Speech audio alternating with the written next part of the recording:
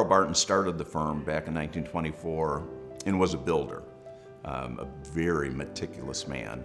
One of the artifacts in our headquarters is one of his engineering field books. And if you open up the book and look at the notes that are in it, they are very finely printed. We look at today our best practices and how we document them. He had his own best practices back then. So that foundation, if you would, of good documentation and continuous improvement was started by Carl a long, long time ago. A few years into the business, from what I understand, he needed support from an equity standpoint and then also from a business acumen standpoint, and brought Arnold Malow in. And the two of them were a really good fit. Arnold focusing on the business development, how the company was run, the books and such, and Carl focusing on the building side. And the two of them made a really good foundation for this company. It goes to show that in order to be successful in this business, you have to have a broad spectrum of talents. It's difficult for one person to bring all of those talents, and it is important for an organization to have a broad set of skills and capabilities. You have to be good at building, certainly good at the core business, but also be good at the business of the business. And that was really the complement of Carl Barton and Arnold Malow. Credit goes to Carl Barton for creating the organization, tremendous credit for Arnold Malow for joining him and adding the financial stability. And we wouldn't be here today without the work of either of them. Without the work of those that joined them early on, those like my great-grandfather that took a risk in joining a company that was a startup.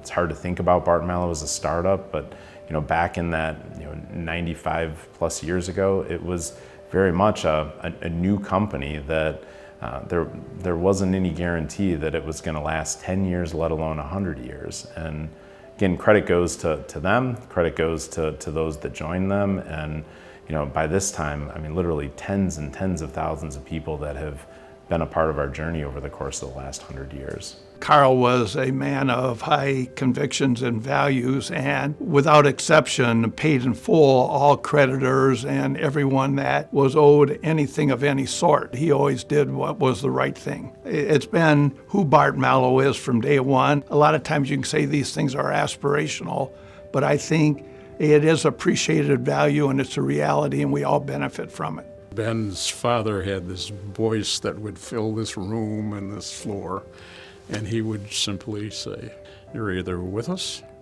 or you're against us." What he was really saying was, we don't mess with anything that is dishonest. We don't do anything that is not right.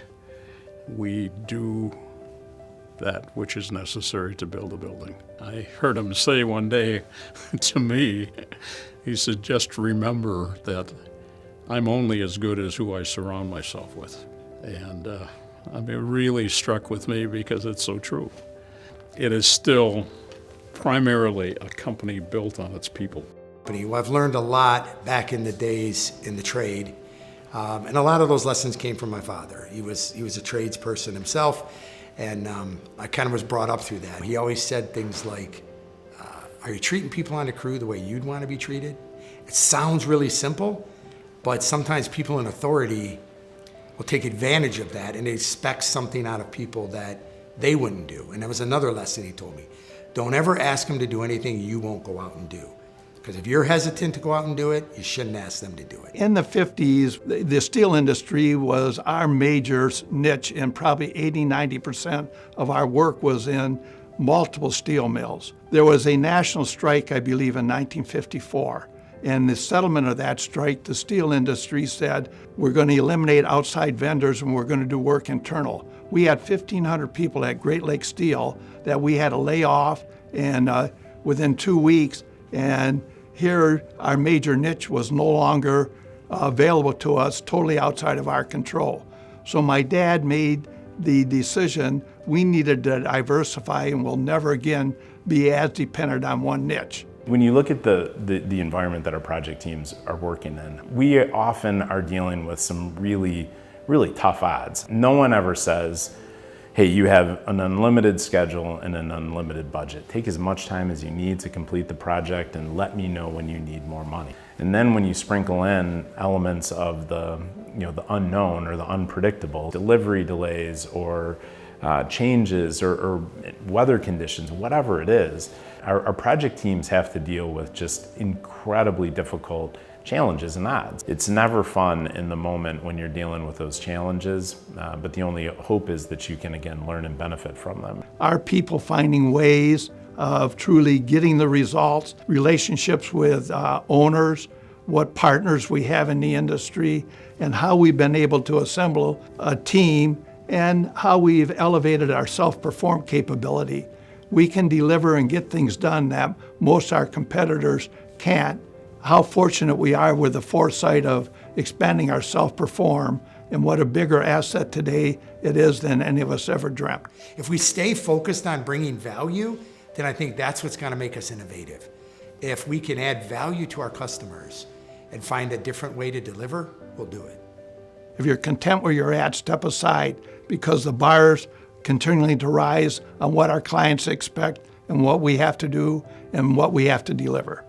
Brother Ben, frequently says it's not what you do, it's how you do it. And I do think that how, and how largely includes the collaborative style that we have, makes building a different experience for our teammates, for our customers, and our partners.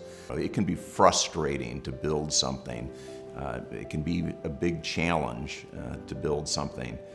But if you do it collaboratively, you got a chance of doing it better and having a more enjoyable ride.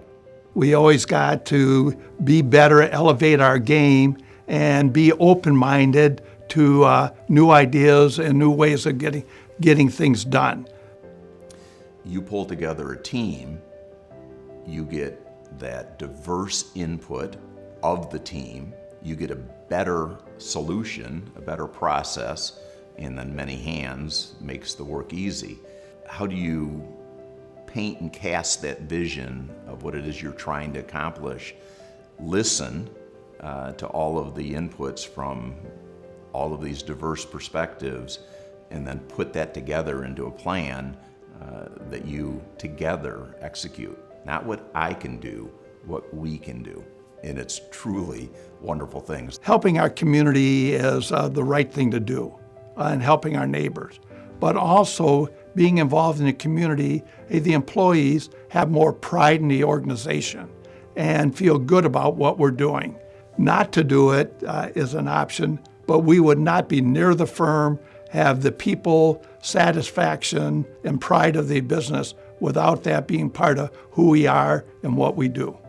There's always been a measure of intentionality in the types of projects that we work on, and there's been certainly consistency in the type of projects as well over a period of many, many decades. The car that I drive was built in a plant that we built.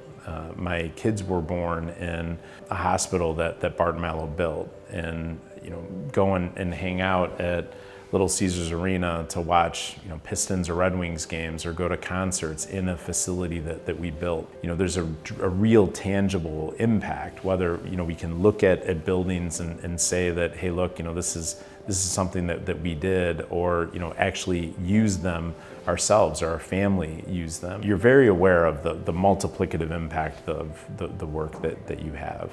You look at 100 years, it doesn't happen by accident. And how many firms haven't survived?